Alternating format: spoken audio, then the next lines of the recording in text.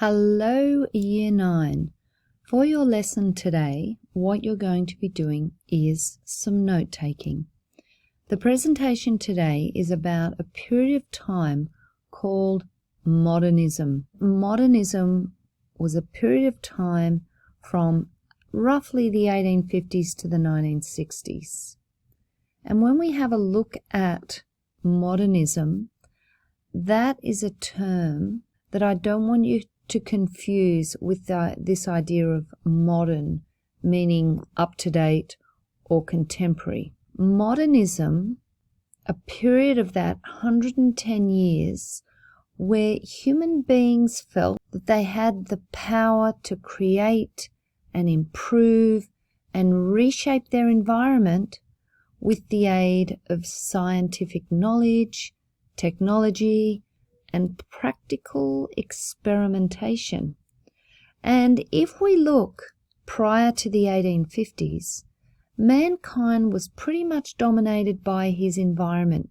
Most people lived in a rural environment in the country, and their lives were governed by agriculture, the changing of the seasons, harvest, planting, and then we begin to have inventions such as electricity, such as the steam train, and we'll go through some of those inventions a little bit later in this presentation. But mankind honestly believed that scientific knowledge and invention would solve all of their problems. And they believed that with increasing scientific knowledge and technology, that they would have control over their environment. As we might have already understood by the conceptual framework, we know that whatever changes there are in the world, then art changes as well. What we see in this modernist period from the 1850s to the 1960s is quite a linear succession of art movements. Let's have a look at some of the conditions within society just prior to the 1850s that kind of kick-started this idea of modernism. Those pre-existing conditions, and we're mainly talking about Western Europe here, that gave rise to modernism. And there's always a set of circumstances that kind of lead to or create the context for something to happen. And those kind of ideas are dot pointed here. So we have technological advancements impacting on the lives of everyday people. We'll look more at that in a moment. We have the Industrial Revolution of the 18th and 19th centuries, and that's the 1700s and the 1800s. So I don't know if you've done much about modern history, but we'll have another look at this shortly as well. The Enlightenment, the French Revolution, the age of exploration, colonialism. Captain Cook, for example, came to Australia in the late 18th century or 1700s. You've got secularism, which is kind of this belief that mankind, not God, would solve all his problems. And you've got consumerism, the very beginnings of people wanting it all. So let's have a look at this first point here, technological advancements that impacted on the everyday lives of people. So some of those inventions are the invention of the steam locomotive that replaced the horse and cart as a common form of transport. Even people's travel out of the city on Sundays to go to the countryside and to enjoy the country air. We next have, this was a big one, the invention of the spinning jenny. So what you'd normally see when people were making clothes is that women would be sitting next to a spinning wheel in their kind of kitchen next to the stove, and they'd be making a single thread. Whereas as you can see here, there's lots of spools there. And this revolutionized cloth making using cotton. Often this cotton was often brought in from America, where they used slaves to plant and harvest their cotton. So clothes production became much faster and en masse.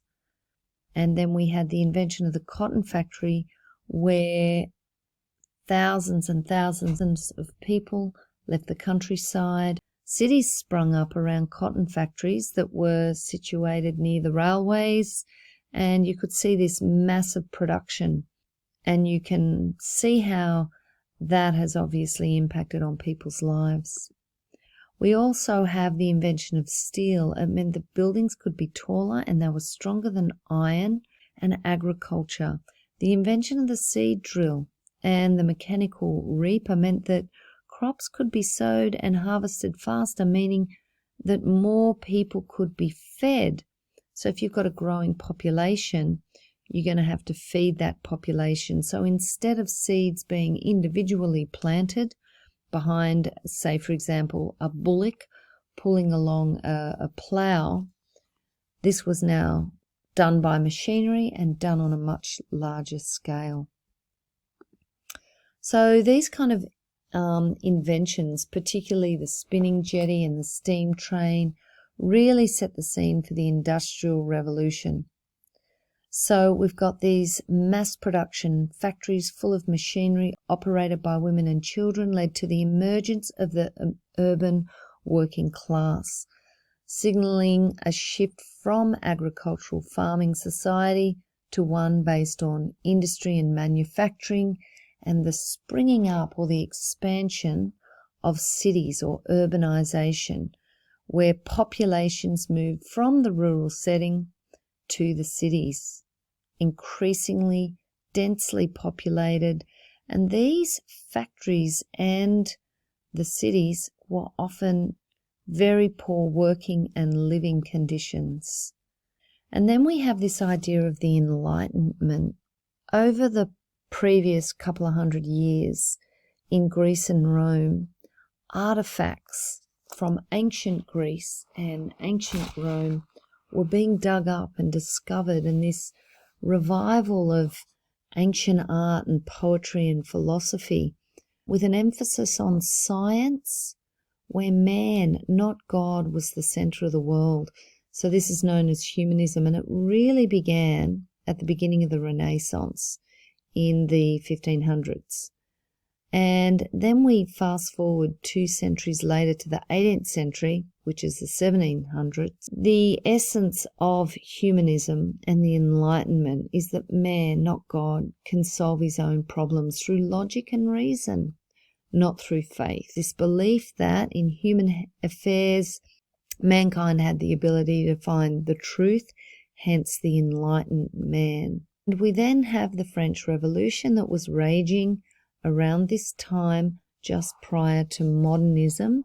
What the French Revolution did was it uprooted the monarchy. It uprooted the king and queen of France. But people believe that God placed kings and queens on the throne. So here we have Napoleon uprooting the king and queen that was believed to have been ordained by God. And Napoleon positions himself on the inverted commas, the throne. Napoleon basically modernized Paris. Paris prior to Napoleon was full of rickety medieval streets, whereas what he did was he kind of leveled everything, and he created these broad, wide, straight boulevards that crisscrossed Paris and made way for the modernization of Paris. So what we have here is this Baron Haussmann, who was the town planner, if you want to call him that. And here we have these new modern boulevards, and even if you go to Paris, some of you might have been there already, but you've got these, what I guess they're apartments. We might call them the equivalent to our terrace houses, but they're pretty much all the same, and they go for miles, and they're often about 4 or 5 stories high. We've got the age of exploration. European countries such as Britain, the Dutch, the Spanish, the Portuguese, the French, these European countries were basically conquering, taking over or colonizing far distant lands. Colonialism opened up new resources and new markets for European economies. They brought back gold, spices, you name it, they brought it back. But we also have artifacts, goods and materials pouring in from these distant lands. European nations fought between themselves for shares of these new world colonies that they were basically kind of raping for their resources and their goods. Secularism, advances in knowledge, particularly in the natural and geological sciences, undermined a literal belief in the Bible. So we actually have Charles Darwin bringing in the theory of evolution, whereas prior to that, Christian man pretty much believed that the world was created in 6 days, and on the seventh day God rested. And that's in the Bible at the very beginning in Genesis. Because of the rise of the middle classes through trade with these distant colonies, and also because the power of the monarchy was beginning to weaken, there was a disintegration of this strict class system. So you have the king and the queen, princes, princesses at the top, and then you have your nobility, it's leveled down, and then you have your upper classes, and then you've got basically a huge peasant or poor class of people, but you've got, through trade and industry, you've got the rise of the middle classes. And so the rise of the middle classes began to really change society. And you've got this whole idea that progress and human endeavour, science, technology, will replace this idea of God's will. Like man began to believe that he was the determiner of his own future, not God, and that he could break through the bounds of the class society, and he had the freedom to achieve whatever he wanted to achieve. We've got this idea of consumerism. During the Middle Ages, everyone knew and was continually reminded of their place in society. For example, only nobles were allowed to wear luxurious materials and colours, but with the invention of the loom and the spinning jetty, this meant that clothing was cheaper and more people purchased brighter colours in more luxurious cloth. A new interest in aesthetics or ideas about beauty was born. Everybody wanted nice things. So fashion and advertising industries had their beginnings at this point, and consumerism was born. So what did all this mean for art? Well, that's going to be the main topic of our next lecture. Artists traditionally relied on the church to pay them to create artworks. So the church was the patron, and they paid the commission or the money to the artist to create the artwork. But you've got the rise of the middle classes, as I previously said.